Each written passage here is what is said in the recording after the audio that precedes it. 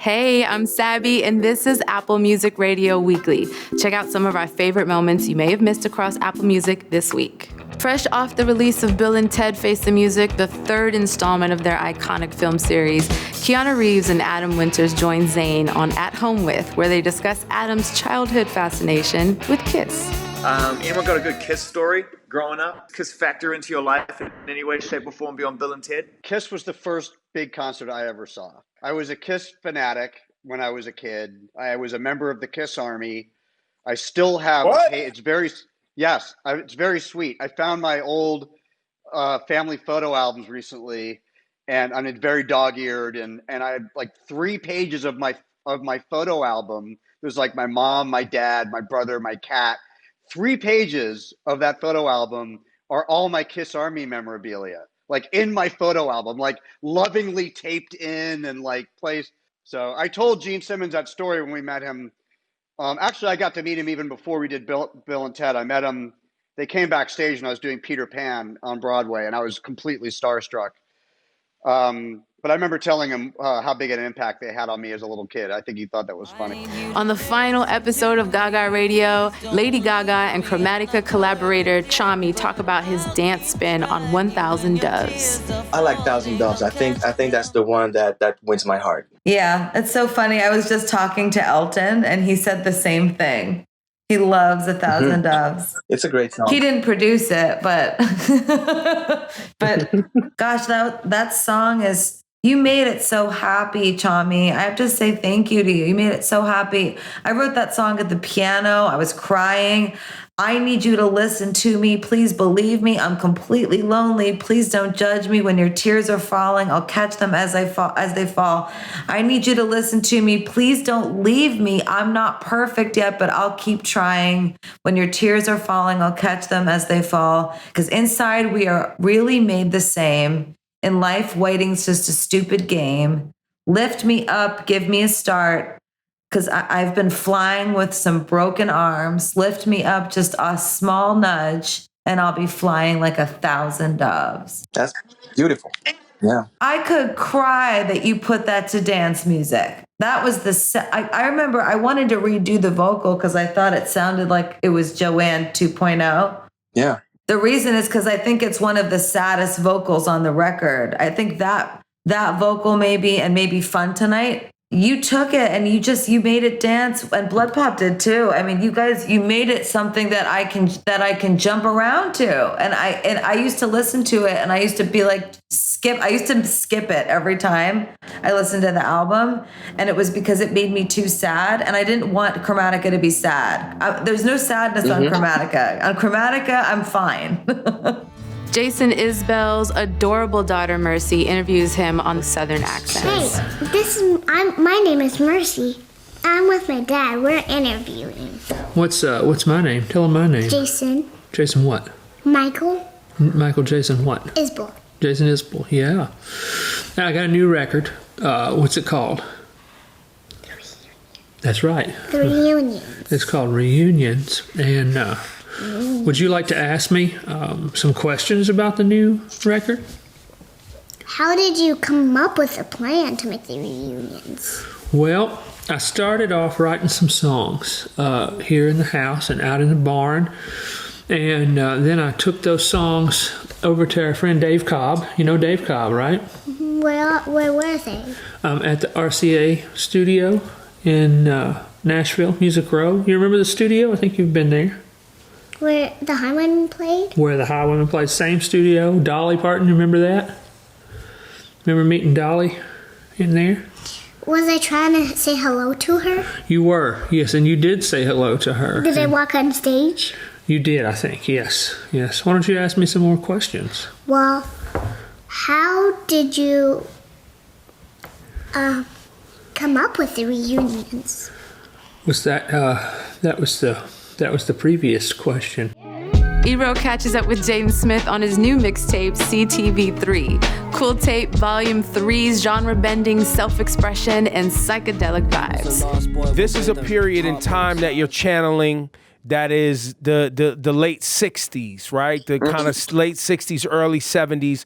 A lot of guitar. There's some Jimi Hendrix vibes in here, too. psychedelics. What did they call it? Summer of '69 was the summer of love. Yeah. You know, why that? What made you get to that energy? And even the way you're coming at us today with the suede sheepskin vest with the multicolored top. Why? What is it about that time? I just started to do a lot more studying into music because that's also something that Tyler told me to do. Like when he heard one of my albums, he was like, "You need to it sounds like you haven't listened to any music." So I was like, I just started studying more and more, and then I really just fell in love with the idea of just spreading peace and love, and putting flowers into guns, and just wanting to spread peace and love, and also showing that showing young black kids out here that you can wear flowers in your hair. You can have a rainbow car. You can have a rainbow. You can own a rainbow. That is okay for you to do. You can paint your nails. You can color your hair. You can play guitar and sing. I just want specifically the young black youth of America to know, and I have a song called Boys and Girls at the end of the album, that you can do all these things, that these are all tools that you can use to express yourself, and that I'm gonna show you. And if you want to do it, you can. And if you don't, that's totally cool too. Matt Wilkinson is joined by Adam from the War on Drugs and Mick Jagger, where they discuss the process of remixing the legendary Rolling Stones song, Scarlet.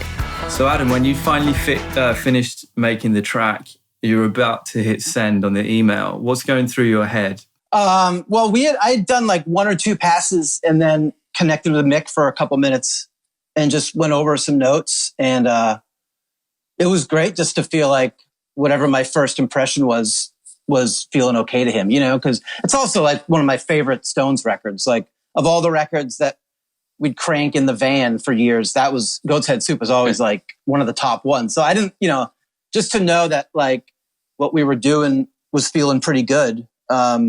Was great. And then I think by the end, it was really easy to communicate with him and all of them and feel like everyone was on board with it. So yeah, it was a lot of fun. I think we had a couple of phone calls. I can't remember what we said really. It was just tiny little tweaks. A few little tweaks. It was maybe the drum sound, making it a little less, originally, it was only the drum machine. So before we added some real drums, but a little bit less of the Linn drum and just a few tweaks.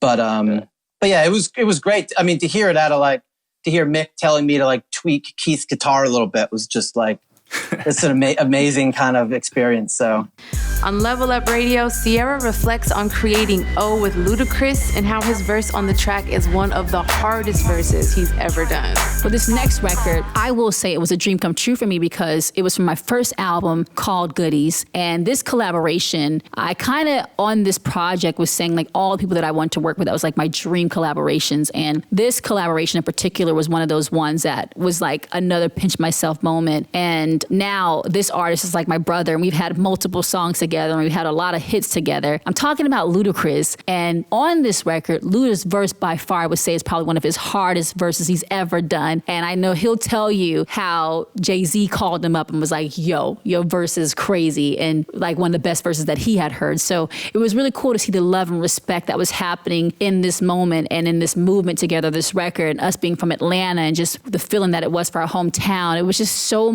many special things going on at one time. And I'll forever cherish moments like that. I'll forever cherish records like this because they do mean a lot. And again, music marks time, and this marked a very special time for me. Travis Mills and Nash talk about the new compilation project, At Home with the Kids, and Nash's goal of making people fall asleep to his music. Yeah, what encouraged you to take part in this compilation album? Yeah, so I, obviously, like a lot of people, grew up listening to music to fall asleep. My dad only plays a couple songs on guitar, and he had a couple that were my night songs, and one was this song. I don't know if it's a real song or something he made up. It's probably a real song because I don't know if he only wrote one song ever. He was very proud of. So it was I've got this horse right here. His name is Paul Revere. He's about to death of fans and go. It was a super strummy little thing that he sang super soft before I went to sleep. So I've always wanted to get involved with a good night song or something that help people fall asleep. Because I always used to say, and I still do sometimes, like, you know, a lot of people's goal is to like not have people fall asleep when they're listening to your music.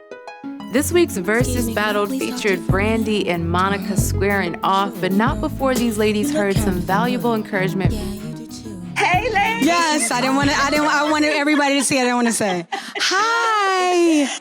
Hi! Oh my God. Excited about tonight, and I just wanted to thank you ladies, you queens, you stars, you icons.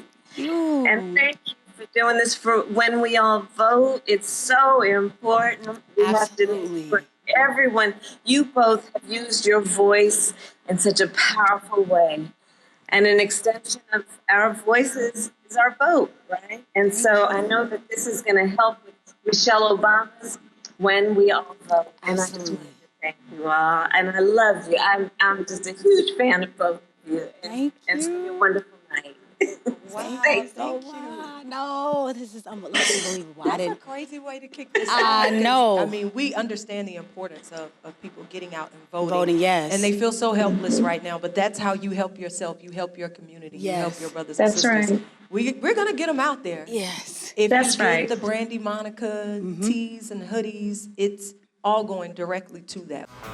Jen Marino catches up with the Pixies' Joey Santiago on Rock Classics about the rise of Here Comes Your Man.